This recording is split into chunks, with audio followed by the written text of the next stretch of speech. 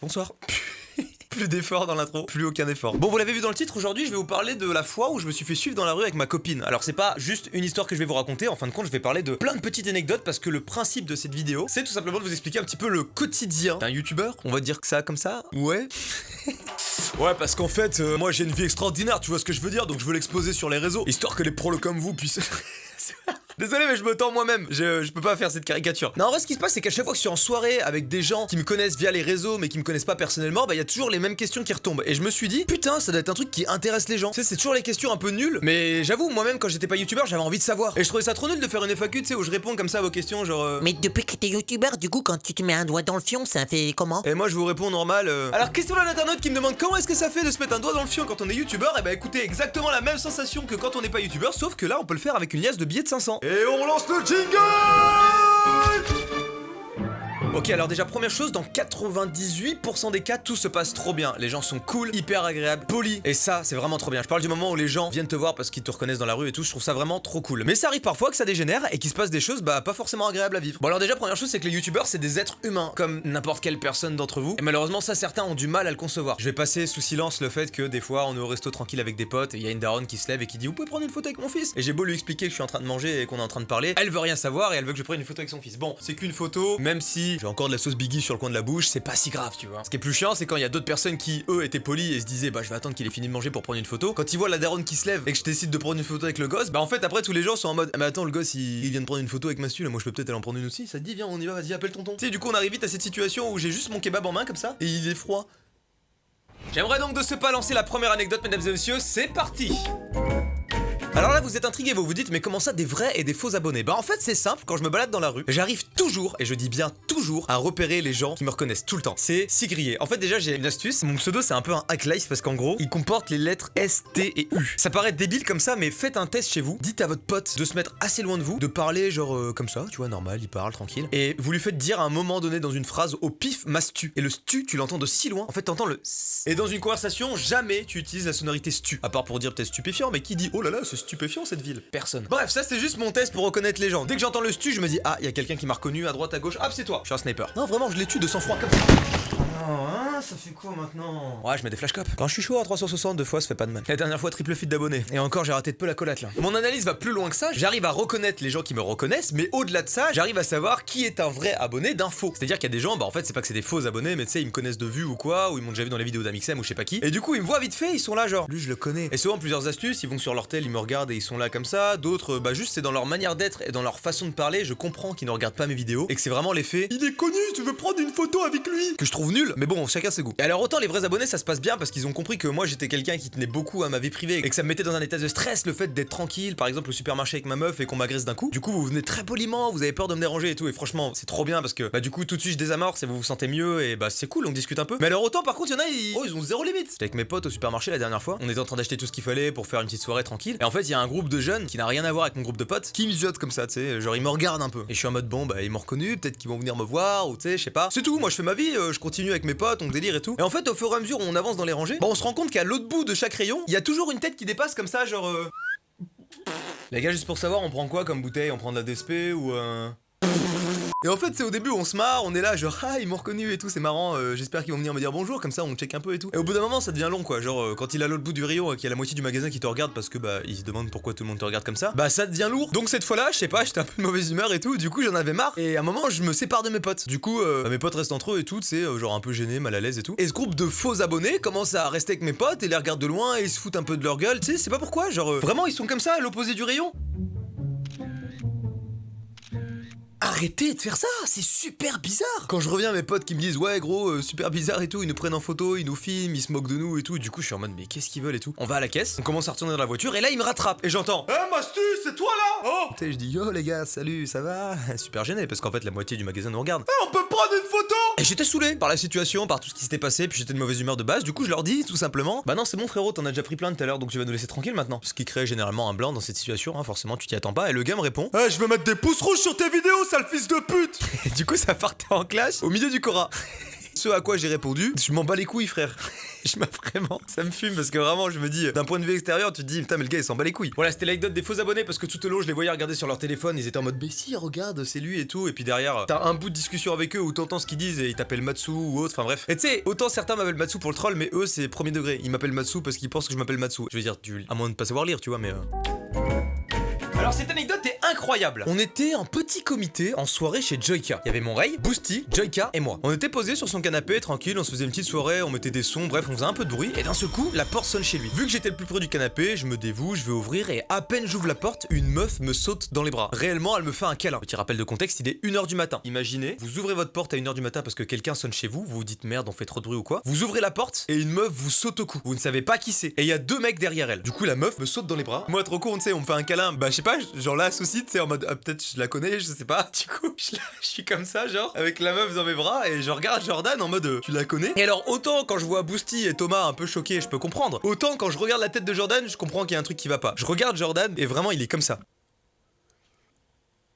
Donc là, je comprends que Jordan, il sait pas qui c'est, tu vois. Donc toujours dans mes bras, je dis à la meuf, excuse-moi, tu es qui? La meuf ne me répond pas et continue à tracer sa route chez Jordan. C'est-à-dire qu'elle était sur le palier de porte, là, elle rentre carrément. Puis moi, tu sais, je suis tellement choqué par ce qui se passe, tout va si vite. Tu sais, en fait, là, je vous détaille, mais en réalité, c'est allé super vite. La meuf rentre dans l'appartement et là, il y a Boosty, frère, et commence à s'énerver, fait, ça va pas être possible. Genre vraiment, Boosty, c'était le bonhomme de la maison. Sinon, Jordan, Thomas et moi, je crois, on était là, on lui faisait des crêpes à la fin. Donc Boosty se lève et il dit, ça va pas être possible. La meuf s'en bat les couilles. Elle enjambe le canapé. Elle dit, oh, je suis trop contente d'être là et tout. C'était une abonnée, du coup. Elle enjambe le canapé avec ses chaussures. Elle met son gros doigt de pied sur le canapé avec ses choses pleines de merde et elle s'installe. Donc là, Boosty commence à dire non mais tu dégages, tu sors, y a pas ça ici, qu'est-ce que tu fais? T'es dans une propriété privée, enfin même pas une propriété, tu sais, c'est genre un appart, mais. Et vraiment, moi j'étais encore au palier de porte, je regarde les 2 mecs devant moi qui sont genre là, ils me regardent tout souriant et je vois la meuf qui fait sa vie et je comprends pas. Je me dis attends, qu'est-ce que c'est que ce délire? Du coup, au bout d'un moment, ses potes réagissent et ils se disent ouais, c'est glauque. Donc ils récupèrent la meuf et lui disent non mais vas-y viens et tout et ils arrêtent pas de s'excuser et nous on comprend pas, on se dit mais qu'est-ce que c'est que ce délire et tout. Et en fait, on n'a pas eu le fin mot de l'histoire, on soupçonne juste la meuf d'avoir pris une drogue, mais pas une drogue douce, une drogue sévère, tu vois, celle qui te retourne le crâne, tu vois ce que je veux dire ou pas? C'est la seule explication possible. La meuf était démonte, elle répondait pas quand on lui parlait, elle articulait à moitié, le fait qu'elle fasse comme chez elle et tout, c'était incroyable. Et juste Jordan a eu un mot d'excuse le lendemain et puis ben voilà, ça s'est clôturé comme ça.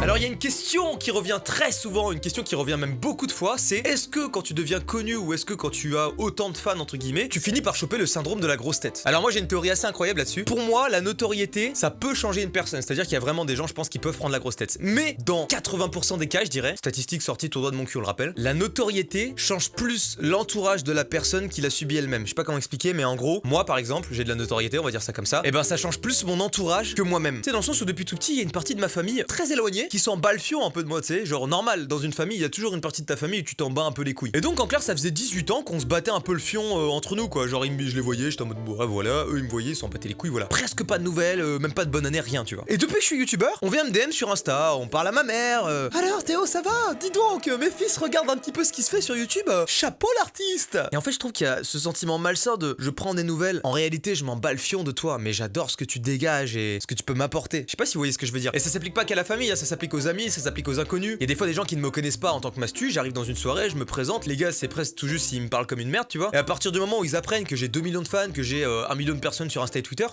oh mais c'est le frérot Mastu. Mais oui, oh, je le connais, je l'avais pas reconnu. C'est parce que dans les caméras, dans le YouTube game, il est plus bronzé, donc là il est plus. Ah pas du tout frérot, je suis le même qu'en vidéo, c'est juste que j'ai l'impression que dès que t'as entendu 1 million, t'as 1 million d'abonnés. Ah ouais, ça fait beaucoup. Également, youtubeur et streamer, c'est les 2 seuls métiers, je dis bien les 2 seuls, dans lesquels t'arrives dans une soirée, tu rencontres une personne pour la première fois et au bout de 10 secondes de conversation, elle te lâche. T'es si drôle, tu gagnes combien? Et en fait, ce qui est trop chiant, c'est que c'est tout un tas de questions ou de situations qui aboutissent toujours à la même finalité. Tu as la grosse tête. Dans le sens où, si quelqu'un me demande combien je gagne, je m'en bats le fion, j'ai aucun tabou avec l'argent, donc je peux répondre sincèrement. Mais comme je sais qu'en France, l'argent est assez tabou, bah j'évite de répondre sincèrement. Prenons le cas où je réponds au gars, je lui dis combien je gagne. Dans sa tête, il va se dire, quoi? Attends, tu te filmes devant ta caméra là, tu fais le zouaf, et tu gagnes autant, et tu te sens bien dans tes baskets, mais il y a des gens, ils se tuent dans la rue, et toi, tu fais de la merde. Et je suis en mode, bah, écoute, je vais pas me plaindre, moi, ma vie, tout se passe bien. C'est sûr, je suis peiné pour les gens qui ne peuvent pas vivre convenablement, mais je veux dire, c'est au même titre que toi, tu. Mais comment c'est au même titre que moi? Mais il est pas bien celui-là, il a pris la grosse tête ou quoi? Et dans tous les cas, s'il le dit pas ouvertement, il le pense très fort. À l'inverse, si je dis pas combien je gagne, c'est plus rapide. Les gens se disent d'office, ah ouais, tu peux pas dire combien tu gagnes parce que quoi? Hein? Je suis pas assez bien pour le savoir? Je suis un prolo, c'est ça? Monsieur se sent au-dessus des autres et de la société? Belle mentalité, change pas. Comme tous tes collègues, des grosses têtes, des frimeurs qui ont rien dans le crâne et qui branlent rien. Bah et toi, tu gagnes combien par exemple? Oh, je te coupe! Ouais, retourne la question dans l'autre sens, c'est ça. Mon salaire, c'est mon salaire. Je réponds à la question si je veux, d'accord? Ah, mais calme-toi, je t'en t'embrouille pas, juste je veux dire c'est aussi valable pour moi ce que tu dis donc Tu as la grosse tête. Non mais t'entends ça Cédric? T'entends sur quel ton il me parle? C'est quoi en fait ton problème? J'ai un billet de 50 dans ma poche, c'est bon? Tu me parles normalement maintenant? Regarde mon portefeuille. Et pour vous dire, ça va si loin, chose très marrante. J'ai un ami du nom de Loïc qui vient de se lancer sur Twitch en tant que streamer avec le pseudo Calevis03. Donc il fait son compte Twitter normal et à chaque fois qu'il lance un live, il met un petit tweet en disant voilà, je lance un live Twitch, nanana. Donc il finit son stream tranquille, voilà, tout se passe bien et il met un petit tweet pour dire voilà, on était beaucoup ce soir, ça m'a fait plaisir, j'ai trop kiffé, n'hésitez pas à partager autour de vous ma chaîne Twitch. Voilà, c'est tout ce qu'il dit. Du coup, je lui envoie un emoji musclé en mode GG gros et tout, continue force quoi. Je mets l'emoji musclé et il y a Michel qui met arrêtez de faire de la surpub. Du coup, Calevis qui répond qu'entends-tu par surpub? Et le gars répond car tu fais ta pub sur Twitter au lieu de Twitch, fais attention à ta grosse tête, sinon il n'y aura pas que ta modestie qui va s'envoler. Il a 3 viewers, laisse-le tranquille. Il fait sa petite vie streamer, d'accord? Il répond. En fait, je fais de la pub avec un compte destiné à ma chaîne Twitch, je vois pas où est le rapport avec ma grosse tête. Et le pire de tout ça, c'est que le petit Mich il a retweeté le tweet de Calevis qui dit hey, merci pour le live. Ça n'a aucun sens. Juste pour dire que vraiment, les gens avec la grosse tête, c'est incroyable. Alors là, c'est 2 anecdotes en une, écoutez-moi bien. Vous, quand vous allez faire des fois des actions un peu gênantes, vous avez le luxe d'être dans l'anonymat, dans le sens où voilà, on va vous voir une journée, on va se dire ah ok c'est tel monsieur, mais on connaît ni votre nom, ni votre prénom, qui vous êtes réellement, rien. Moi le souci c'est que du coup l'anonymat n'est pas tout le temps là. Et parfois je sais pas quand il est là. Parce que autant dans la rue j'arrive à reconnaître les abonnés et tout en fonction des conversations ou quoi, mais des fois dans certains contextes, je pense que mon cerveau a pas envie de croiser des abonnés, du coup je soupçonne rien. J'arrive à la pharmacie, et comme tout le monde, bah, j'ai une vie sexuelle. Mais tu sais, c'est toujours un peu gênant quand t'es plus jeune d'aller chercher des préservatifs et de demander une boîte, nanana et nanana. C'était le cas pour moi il y a encore pas si longtemps. Alors qu'en fait bah c'est débile, tout le monde achète des capotes et on s'en bat les couilles tu vois. J'arrive à la pharmacie, voilà, je parle avec le pharmacien, je fais bonjour, voilà, je vais vous prendre une boîte de capotes XL parce que j'ai une grosse veine sur la tub et du coup ça sert. Parce qu'en fait quand je vais pisser je suis obligé de la prendre à 2 mains, vous voyez la tour Eiffel c'est rien du tout à côté, la tour de Pise éventuellement mais comme elle est un peu biscornue. Je suis pharmacien monsieur, hop je paye en furtive, je regarde tout le monde, hop je prends ma boîte de préservatifs, je me retourne et là qu'est-ce que j'entends? Oh Mastu, putain qu'est-ce que tu fais là, ça fait plaisir. Hey mon frérot, bah là je viens d'acheter des capotes parce que je vais baiser un max ce soir et toi? C'est faux hein, ça se passe pas comme ça dans la réalité. En réalité je suis beaucoup plus timide et beaucoup plus gêné, du coup je fais salut et je pars. Vraiment. Ah petite astuce, si vous voulez discuter un peu avec moi, insistez, sinon je pars direct. Surtout quand je suis gêné, souvent je cherche pas à sourciller et je taille quoi. Deuxième situation, j'arrive à la pharmacie et cette fois-ci j'envisage toutes les possibilités. J'arrive devant le pharmacien et je lui dis je veux prendre une boîte de capote s'il vous plaît. Je scrute à droite, à gauche, je regarde derrière, personne. Je me sens soulagé, je paye, je regarde le pharmacien comme ça, droit dans les yeux et tout. Il continue, il est très pro, je me dis putain nice et tout. Je prends la boîte de capote, je dis au revoir, je commence à me retourner pour partir et là j'entends bonne journée Mastu. Depuis le début, tu me connais là, t'as vu que j'avais pris des capotes, ok. Les capotes goût banane, c'est pour, je sais pas. Vas-y, bonne journée gros, à la prochaine. En tout cas, merci de m'avoir donné des. A plus. On y arrive, mesdames et messieurs, cette anecdote si glauque dans laquelle je me suis fait suivre dans la rue avec ma copine. Ce qu'il faut savoir, c'est que comme tout le monde, j'ai une vie totalement classique. Parfois, je fais les magasins, parfois, je fais ceci, parfois, je fais cela. Et bah, je me camoufle pas. Tu sais, je suis pas là avec une capuche, des lunettes, avec 2 cartes du corps. Non, je m'en bats les couilles, je me balade normal, tu vois. Donc, on fait les boutiques avec ma meuf et tout. Et bah, je vous ai dit, j'ai un radar à abonner. Du coup, quand je me fais repérer, j'arrive souvent à le voir, quoi. Et bah là, je sens que, je sais pas, je me sens observé ou je sais pas comment expliquer, mais je sens qu'il y a quelqu'un derrière moi qui me regarde. Du coup, je me retourne et je vois 2 gars. C'est tout, tu sais, je me pose pas plus de questions. Je me dis, bon, c'est sûrement des abonnés. Pourquoi pas, tu vois. Je crois qu'on était chez H&M. Ma meuf avait dû me traîner là-dedans. En réalité, j'en peux plus. J'essaie de lui faire comprendre dans cette vidéo que je ne veux plus aller chez H&M, Sephora et tout le reste. Ah, pardon, excusez-moi, je continue l'anecdote. Ce que j'étais en train de réfléchir. Zara aussi, j'en veux plus. Ah, on sort de chez H&M, on continue à faire notre vie et je remarque que ces 2 gars sont toujours derrière nous. Alors, autant je peux comprendre que tu sois un peu stressé et que tu veux pas venir me parler, mais quand ça fait déjà 20 minutes que tu me suis, je commence à me dire frérot, ça fait beaucoup. Du coup, là, je regarde ma meuf et je lui dis viens, on tourne à droite. Je regarde du coin de l'œil, je vois que les gars tournent à droite aussi. Je dis ok, viens, on tourne à gauche. Les gars tournent à gauche. Bref, à chaque fois qu'on prenait une direction, ils nous suivaient. Là, on commence à rentrer dans cette phase où tu profites même plus de ta journée, tu te concentres plus que sur les 2 gars qui suivent derrière et tu te dis qu'est-ce que je fais, je vais les voir ou ils viennent me voir ou je les sème. Moi je suis un gros gosse dans ma tête donc je regarde ma copine et je dis viens on se tape un sprint tu vois. C'est ce qu'on fait. On prend une rue, on tourne à droite, on se tape un sprint. On arrive au prochain coin de rue donc on commence à courir comme ça dans la rue, tu sais les gens nous regardent en mode mais qu'est-ce qui se passe et tout et on tourne dans une petite ruelle, on s'arrête et je check juste pour voir ce que font les gars. Je check et là les gars courent aussi. Bon à partir de ce moment je commence à me dire est-ce que c'est des abonnés ou est-ce que c'est des gars qui veulent me dépecer le fion par exemple. Et moi vous le savez je suis un gars qui tient à son fion. Je suis pas du genre à me donner comme ça donc j'utilise une technique qui consiste à marcher beaucoup plus lentement pour que les gars derrière soient obligés de marcher lentement aussi. Rentrer dans un magasin tout petit et attendre. C'est ce qu'on fait. On est donc dans le magasin et à travers la vitrine on voit la rue et on voit ces 2 gars passer qui nous regardent en plus, c'est vraiment comme ça genre. Comme je les regarde aussi, je me dis, ils auront peut-être moins de scrupules à nous suivre s'ils ont vu qu'il y avait un eye contact. À peine ils sont passés, avec ma meuf, on se taille dans la direction opposée de là où ils viennent. Comme ça, je me dis, là, s'ils font demi-tour, ils seront grillés, tu vois. On sort du magasin, on va dans la direction opposée, les gars font demi-tour.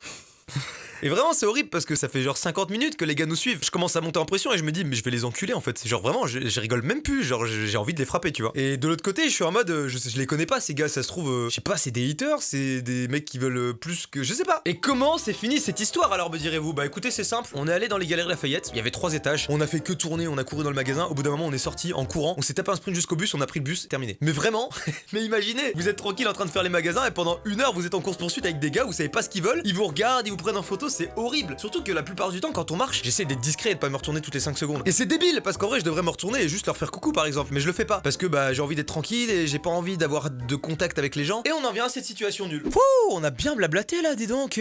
Voilà, c'est la fin de ces anecdotes mesdames et messieurs, vous savez un peu plus à quoi ressemble mon quotidien. Bon en vrai, j'ai parlé que des trucs négatifs. Ce que je vous propose c'est de faire un épisode numéro 2 avec d'autres anecdotes du genre. Est-ce que j'ai pas tout dit là, j'en ai encore sous les yeux où je suis en mode ah la vache elle est croustillante celle-ci. Et surtout je vous parlerai d'anecdotes positives, de choses cool qui me sont arrivées en croisant des abonnés parce que là c'est vraiment genre juste des trucs creepy et un peu cringe. Mais y a pas que ça, j'ai sélectionné les pires là. Je suis le pire en fait, c'est moi le pire. Si la vidéo vous a plu, je vous invite à vous abonner et à activer la cloche. Je le dis jamais, mais tiens, si vous voulez activer les notifications là, bah vous pouvez le faire, c'est juste là ça s'affiche. Merci d'être resté jusqu'au bout mesdames et messieurs. Sur ce, il est maintenant temps pour moi d'y aller. Je vous dis à très bientôt dans de prochaines vidéos. Bye les boys. Wouh!